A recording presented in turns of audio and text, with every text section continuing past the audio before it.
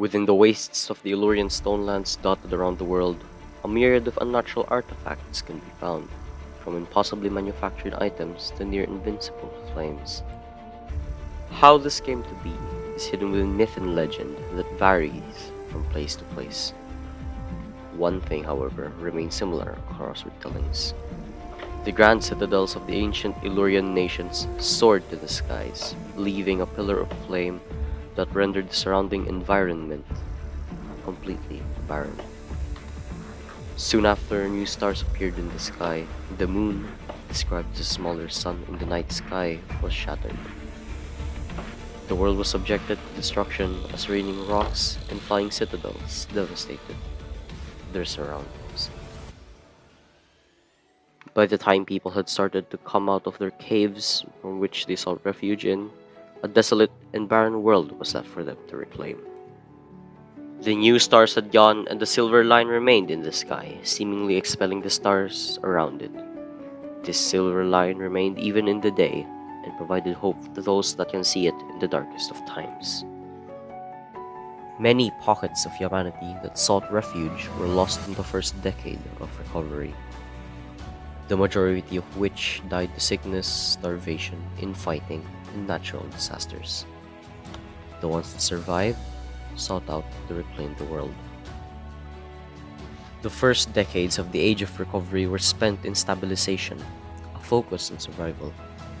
Most survivors formed into nomadic tribes as static settlements could not be kept for long. Those that found intact ruins or stashes of pre-destruction age agriphanelia created the first settlements. However, due to the state of the world, even these settlements were abandoned once resources ran too low. It wasn't until the rediscovery of the correct usage of agriphanelia could settlements truly remain. With the rediscovery of the ancient artifacts and their uses from the wastes, the age of recovery was soon to pass. History could once again be written. The new age had come. There are 4 continents in Iluriya: the northern continent of Sagresa, the continent group of Bostadia, which contain Lapis and Zavik, the continent of Alsace, the eastern continent of Verev. 563 years into the post-desolation age, the world is bustling with activity once again. From the busy trading halls of Freeport to the ports of Nimik in the Stasemian Empire. The northern continent of Sagresa is inhabited by 3 nations: the Karadian Empire, the Gorotish Confederation, the Crown Land of Krelia.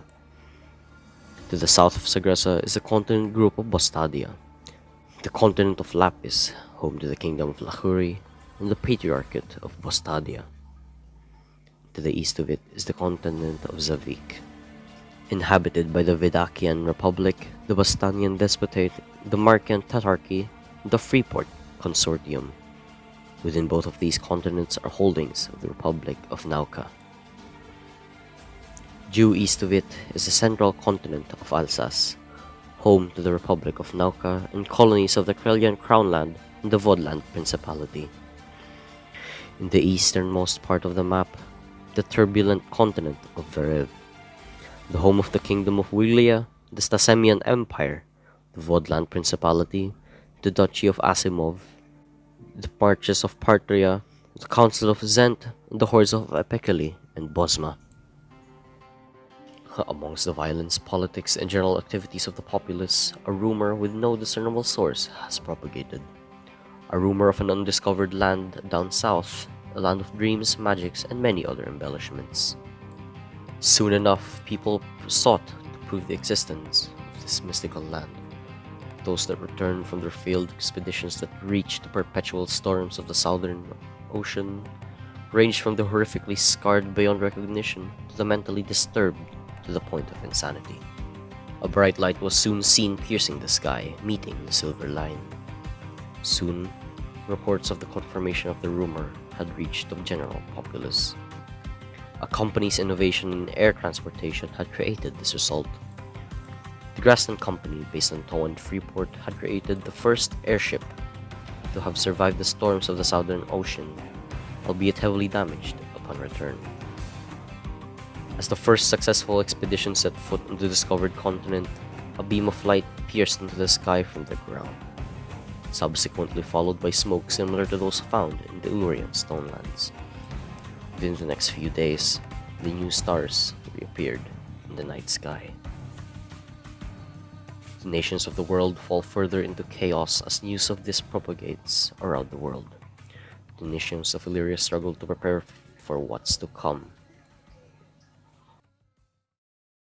This video serves as a primer for a work-in-progress world-building project. The year is 563 post-desolation, and the map is created with the use of Asgard's fantasy map generator.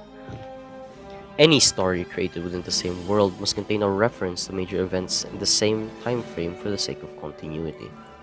The main event in this case is the discovery of a continent from a subliminally obtained rumor and the subsequent celestial encounter.